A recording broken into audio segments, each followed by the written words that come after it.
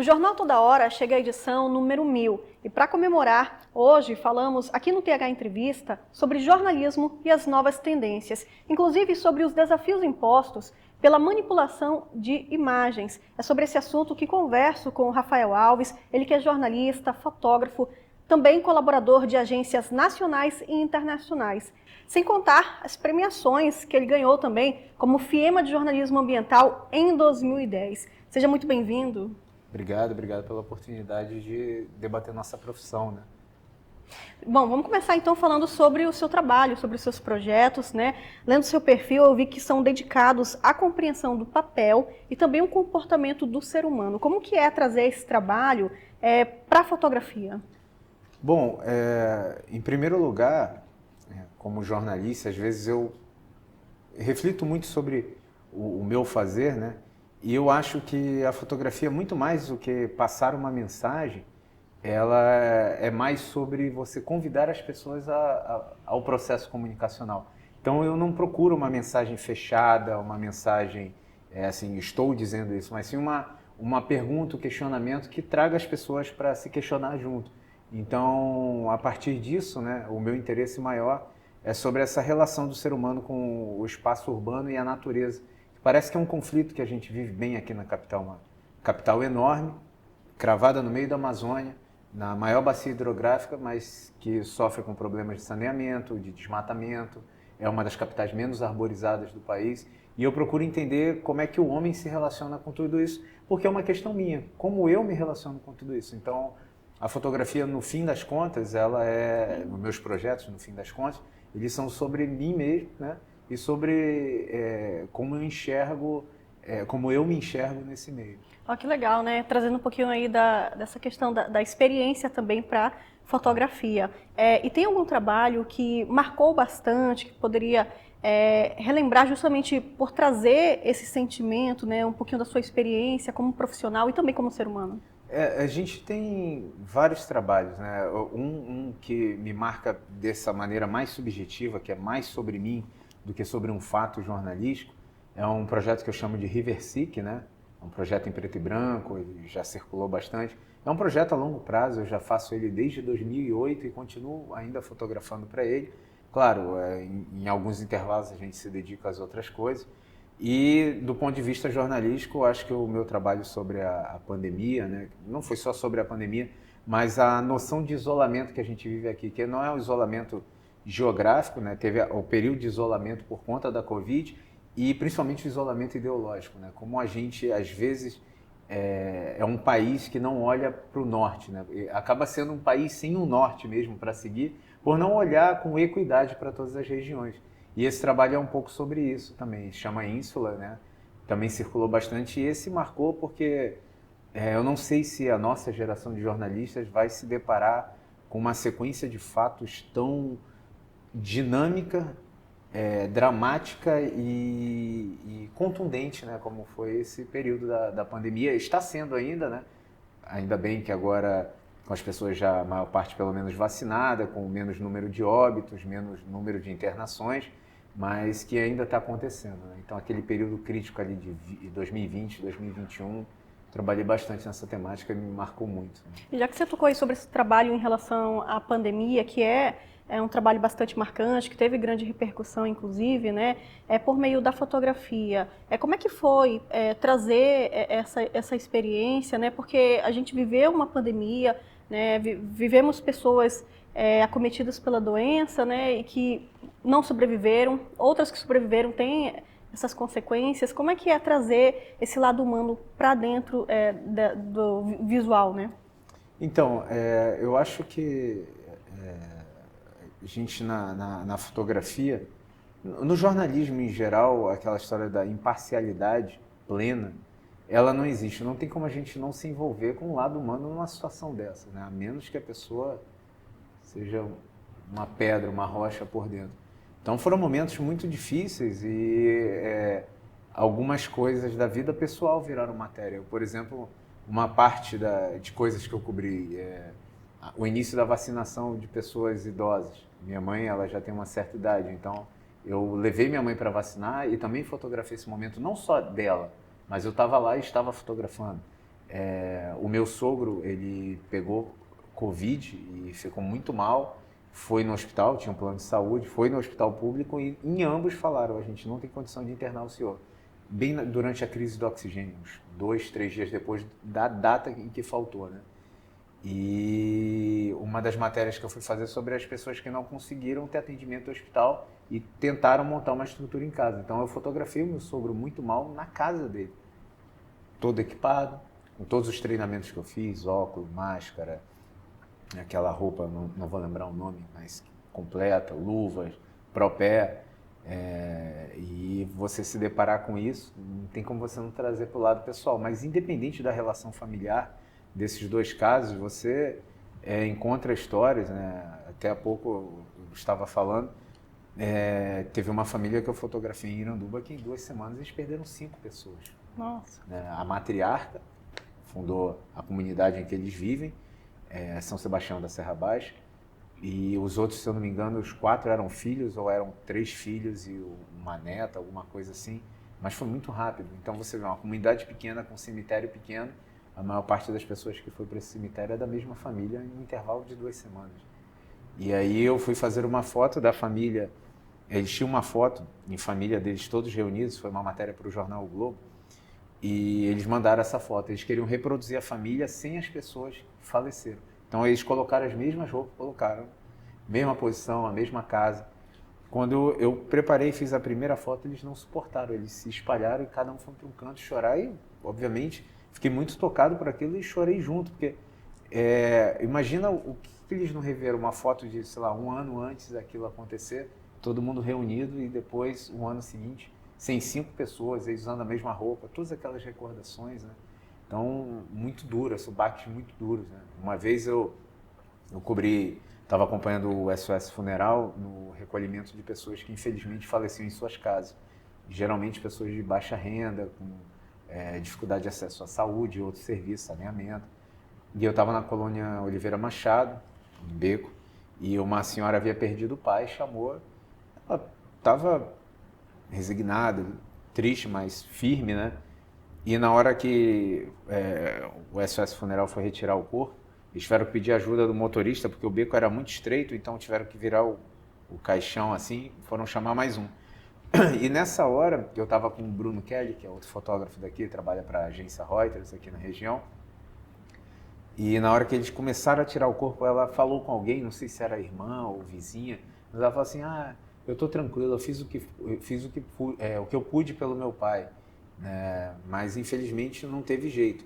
Agora eu estou preocupada com esses repórteres, porque se eles forem daqui de Manaus, né, ela associou que nós éramos gringos por trabalharmos para agências de fora, mas a gente é daqui. Mas ela falou assim, se eles trabalhassem para a mídia daqui, amanhã eu ainda ia ser demitida por estar com uma pessoa com Covid em casa. Então, aquilo, assim, na hora, entrou, foi um soco no estômago, mas beleza. Cheguei em casa, editei o material, mandei para a agência, e quando eu cheguei, acabei tudo isso, né? Jantei com a minha esposa é psicóloga, ela estava atendendo num quarto lá de casa, separado, né? Online, e ela foi atender mais um paciente, e veio aquela voz no meu ouvido daquela senhora, eu fui para a área de serviço lá em casa, tranquei para caso minha esposa sair, não ver assim, e eu derramei em lágrimas assim, porque pensei, cara, que mundo é esse, né? E que momento é esse que a gente está vivendo, né? Então, não tem como não se envolver, né? Acho que a melhor forma de dizer como a gente se envolve é contando algumas das histórias, né? E muito mais, além de técnicas, as pessoas às vezes acabam achando que fotografia é apenas você saber o enquadramento, né? Essas questões básicas da fotografia. Mas exige pesquisa também, seu trabalho exige pesquisa. Claro, como todo trabalho jornalístico e documental, a gente precisa de muita pesquisa. A fotografia ela é associada à técnica, porque como o próprio Willem Flusser, que é um dos grandes pensadores da fotografia, escreveu um livro chamado Filosofia da Caixa Preta, ela é uma imagem técnica, como o cinema é, diferente da pintura e tal. A pintura também é até certo ponto, mas elas são muito mais técnicas porque elas têm aparatos tecnológicos por trás. Mas assim, se você conversar comigo sobre sensor de câmera, megapixel, nunca me importei com isso. A minha formação toda foi voltada para a teoria da informação, da comunicação e os estudos da imagem, né? Análise do discurso, análise da imagem, da narrativa. Então, toda a minha pesquisa ela é introspectiva no sentido, claro, tem a pesquisa de livros do que está acontecendo, no caso da pandemia, o que era assunto, o que não era, o que interessava a comunidade, né, o que interessava os veículos de comunicação, porque eu trabalho para veículos de comunicação, mas, sobretudo, como abordar aquilo, dando a devida dignidade para o assunto principal, que eram as pessoas, né? Então, acho que a pesquisa principal é nesse campo da construção da mensagem. É possível refazer essas imagens? Como fotojornalista, a gente sabe que o desafio é bem maior, mas olhando pelo lado da fotografia, seria possível? Na minha opinião, uma imagem é única, né? O próprio Villa Influencer, que eu citei antes, ele compara o cinema e a fotografia. O cinema é como uma linha reta, né, no tempo, e você tem uma narrativa, e por mais que ela seja apenas lógica e não cronológica, como em filmes como Pulp Fiction e outros que a cronologia não é linear, mas você tem um início, meio e fim. Na fotografia, não. A fotografia ela atua como um cinzel. Eu, por exemplo, para eu pintar um quadro da Naine na frente do teatro, eu encho a tela, eu coloco o teatro, se eu for um pintor muito habilidoso, consigo fazer um retrato seu e tal, apenas olhando, não preciso estar lá. Agora a fotografia não. Ela, como a Susan Sontag diz, ela é galgada no real, ela tem um vestígio do real como uma pegada. Então, para uma fotografia existir, tem que existir a luz e aquilo tem que estar diante do fotógrafo. Então, fotografia, não é uma imagem digital, né? A gente vai debater isso agora ao longo dos anos por causa da inteligência artificial, tudo. Mas para eu fotografar você na frente do teatro, você tem que, em algum momento, ter estado em frente ao teatro e eu conseguir enquadrar os dois. Só que eu não coloco coisas no enquadramento da fotografia. Eu corto de uma realidade muito mais ampla, que se eu virar a câmera para cá, eu pego, por exemplo, o prédio da Rio Mar. Para cá eu pego o lado da igreja de São Sebastião, da Praça do Congresso, e aqui está o Teatro Ianaí. Então eu corto, é como um cinzel, né? Então, para recriar uma imagem, você pode simular, né? Contratar atores, fazer o cenário, fazer a iluminação, tudinho. Mas aí a fotografia é apenas o meio de registrar, ela não é a finalidade. No jornalismo, a fotografia é o produto comunicacional, né? Ou na fotografia documental. Ela é o que saiu de um instante no tempo. E o Villa Influencer, então, ele diz que a fotografia dentro da reta, em vez dela ser um segmento de reta, ela é um ponto. Ela acontece, né? E de forma ali que ela acontece naquela fração de segundo ou milésimo, tudinho, acontece a fotografia, o tempo após a fotografia ser feita, o tempo de olhar para a fotografia também é diferente. Porque você vai passar 20, 30 anos, você vai olhar para uma fotografia, você vai ter mudado, mas a fotografia não. Claro que por você ter mudado, as suas sensações vão ser diferentes. Mas o seu olhar na fotografia não vai ser linear, ele vai ser circular. Não vai ser o mesmo. E você sempre pode descobrir novos elementos dentro de uma fotografia. Toda fotografia, por mais vernacular que ela seja, como uma fotografia de um equipamento de trânsito, um carro que passou, ela tem uma intencionalidade antes e ela tem uma veia documental. Primeiro, por que é intencionalidade? Porque alguém posicionou a câmera. Pode não ser fotógrafo, mas ele posicionou para lá por algum motivo. E segundo, ela tem a característica documental, porque toda fotografia é um documento de um espaço-tempo. Então, por exemplo, uma fotografia feita de nós dois aqui hoje, né, daqui a 20 anos as pessoas vão olha como as pessoas se vestiam, olha como era o cabelo da moda, né? Como a gente olha para as fotografias dos nossos pais, avós, antepassados, tios e tal. E de outras épocas também, que se tem notícia e que já existia fotografia, e você pode construir. Agora, não se engane, uma fotografia ela não é a realidade. Ela é um recorte do espaço-tempo na história. Ela é galgada no real, mas ela não é real. Uma das primeiras pessoas a mentir com a fotografia foi o Bayard, que foi um dos inventores da fotografia. Ele ficou revoltado porque deram digamos, patente para o Nips, dos criadores da fotografia. A fotografia é resultado de várias criações, né? Então, mas a patente foi para o Nips, ele tinha uma relação com o reinado na França, né, com a monarquia, e o Bayard ficou muito chateado. Então ele se autofotografou como se ele estivesse morto, né? Então ele construiu uma mensagem. Então, desse ponto de vista, respondendo essa pergunta, eu posso construir uma mensagem, mas essa imagem não vai ser jornalística e ela deve ser, na sociedade que a gente vive, com todas as problemáticas, claramente dita, essa é uma imagem construída. Essa aqui não, essa aqui é uma imagem fotografada ali no momento, galgada na realidade, um instante, e aquelas coisas se alinharam ali, o fotógrafo teve o olhar de capturar aquilo. Mas existe essa outra fotografia também que tem valor de documento, tudinho, mas ela não tem o valor jornalístico, né? E aí a gente entra em outras questões.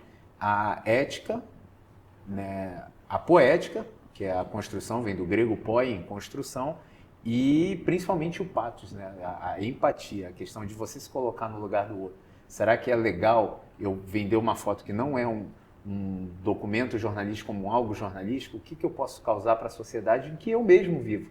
Porque eu sou sociedade, eu sou membro da sociedade. Então é uma problemática bem... Por aí a gente já percebe, né, que as fake news, a gente não é algo novo, não começou de hoje, né? Já existia. No entanto, com o advento aí das tecnologias, né, com um acesso cada vez mais fácil, mais rápido, na palma da mão, né, até de crianças. As crianças já nascem mexendo aí no telefone. Então, a manipulação de imagens, ela tem se tornado cada vez mais comum. E na internet é o que a gente mais vê. Como diferenciar aquilo que é fictício e aquilo que é real? Essa é uma pergunta muito difícil de responder porque está cada vez mais difícil, né? E agora a gente tem, digamos, um 3.0 dessa problemática que não é só a manipulação, mas é a construção por inteligência artificial, né? E é a qualidade que se obtém disso. Claro que você pode fazer coisas mais artísticas, mais para publicidade, mas você também pode mentir, né? Quem não viu recentemente aquela imagem do Papa, um casacão que parecia um rapper, né? E, bom, alguns jornais, alguns veículos de comunicação chegaram a publicá-la e depois, opa, isso era falso, isso foi inteligência artificial. Mas até desmentir... E assim, a mensagem chega para as pessoas e pode ser que o ato de desmentir não chegue às mesmas pessoas que chegam a mensagem. Então a pessoa Ela pode tomou ir aquilo como até verdade. o final da vida acreditando naquilo. Ela tomou aquilo como verdade. Então é um problema muito sério. Como identificar isso? Eu acho que primeiro tem que ter um pacto mesmo da categoria entre as e os jornalistas, né, os produtores de conteúdo informativo, né, de respeito à informação, e aí entram várias nuances, como a questão do diploma, se vai haver um conselho ou não, das instituições como o FENAGE, os sindicatos, enfim, todas as outras instituições envolvidas, a Abrage, enfim, todas essas instituições que discutem o jornalismo. Não só as que, digamos, não sei se é bem essa palavra, não só as que regimentam a profissão, mas as que discutem. Isso, a discussão tem que acontecer o tempo todo. O próprio parlamento estadual, federal, municipal tem que também, acho, discutir isso. Nas universidades, principalmente, que é de lá que sai o berço do pensamento, né, na sociedade de debate. Então, as pessoas que consomem esse tipo de informação, de alguma forma fazer parte desse pacto, procurando informação em fontes confiáveis, com qualidade checando, também, né, com qualidade, procurar os sites de checagem, hoje existem muitos, né, e duvidar de tudo, que eu acho essa inclusive é a premissa do jornalista, duvidar até do que ele está escrevendo, checar, até que ele se aproxime de uma informação concisa e com qualidade que vai chegar ao público. Até adiantou um ponto, né, que a gente queria abordar também, que é justamente a questão da manipulação das imagens, né, e aí a gente aproveita para falar de vídeos também, né, porque a imagem em movimento. E um dos aplicativos que tem repercutido bastante é o deepfake. É o que permite a troca de rostos, que permite a distorção de conteúdos, né? E as pessoas têm acesso a esses aplicativos com facilidade. E isso tem causado transtornos, inclusive até irreversíveis, né? Parece que não se sabe o impacto que isso pode causar, que danos isso pode causar às pessoas, a quem consome o conteúdo. Eu já diria que, infelizmente, já se sabe sim o impacto que pode causar e já está sendo usado para causar impacto, sobretudo negativo, né? Destruindo não carreiras, mas famílias, vidas, né? Isso é muito complicado, muito perigoso. Num mundo que muitas vezes parece estar à beira de uma guerra mundial, agora a gente tem um momento complicadíssimo, né? Mais uma vez, a invasão da Ucrânia pela Rússia, a guerra que eles estão tendo, o partido que toma os Estados Unidos, que é uma potência, outra potência, a China, toma partido também, a própria Rússia é sempre em destaque nessas questões. Então, imaginam que um vídeo com uma fala falsa pode causar num cenário de guerra, numa vida política, num emprego, que a gente está olhando o macro, mas se a gente olhar no dia a dia, assim, até você desmentir uma coisa dentro de uma empresa, que você tem um trabalho, mas eu não fiz isso, mas, cara, tá aqui o vídeo. O vídeo foi tratado durante décadas como uma evidência, né? Pô, o cara falou, tá lá, tá gravado, a gente entrevistou, tá gravado o áudio. E agora você consegue reproduzir em outras canções vozes de cantores que já morreram, cantando músicas que eles nunca cantaram. Até onde então tem chegou, o áudio, né? tem o vídeo, né? E assim, o que mais me assusta não é a velocidade com que isso está acontecendo, mas é a velocidade da discussão de onde essas coisas podem chegar, que é muito mais lenta do que a velocidade. Porque se a gente estivesse debatendo ao mesmo tempo que está acontecendo, só que quando a gente vai debater, o negócio já está lá, já está acessível, é fácil, como você falou, fácil acesso para quem tem um mínimo de acesso à informação e internet, então... E diante disso, quais os caminhos então, quais são as dicas para reverter de alguma forma ou pelo menos tentar reduzir esse desgaste aí de tantas fake news, de tantas manipulações de imagens, né? Qual seria o caminho? Olha, no momento, a gente vive num país, né, numa realidade, na América Latina toda, no mundo como um todo, bastante complicado. É um momento, primeiro, de redução de danos, eu acho. Então, esclarecer, fazer campanhas, um pacto entre os criadoras e criadores de informação, né, de conteúdo jornalístico, midiático, mas a longo prazo só existe um, que é a educação, desde base, para que as pessoas tenham um senso crítico e questionem tudo que esteja à sua volta, com base na boa filosofia, história, sociologia, antropologia e geografia, enfim, todos os campos do conhecimento humano. Então, eu acho que o caminho a longo prazo é educar mais, debater mais, universidade, sociedade civil, sociedade organizada, todo mundo debatendo isso. Mas, no primeiro momento, as campanhas, as intervenções dos órgãos que fiscalizam e tal, chegar junto mesmo, assim, porque a gente está debatendo o Midjourney agora, mas em breve a gente vai ter novos períodos de eleições, não só aqui nos Estados Unidos, em outros países que acabam decidindo os rumos da sociedade no mundo todo, e me preocupa muito o que vai ser produzido a partir dessas coisas, porque enquanto a gente não está pensando isso, a tecnologia está 3.0, 4.0, 5.0, ela está se atualizando. Né? Vai ter que pensar lá na frente. Exatamente. Rafael, quero aqui agradecer a participação, a entrevista, os esclarecimentos, né, que é um assunto de extrema importância ser discutido, ser debatido, ser pesquisado também. Eu que agradeço a oportunidade de poder falar sobre essas coisas, porque me preocupa não como fotógrafo, como jornalista, mas como cidadão, né? Então, acho que em primeiro lugar, a ética da cidadania, de respeito ao próximo, as pessoas que nos cercam, os diferentes grupos, as diferentes estruturas familiares, né? Isso em primeiríssimo lugar. Então é isso que a gente tem que pensar antes de pensar até como jornalista.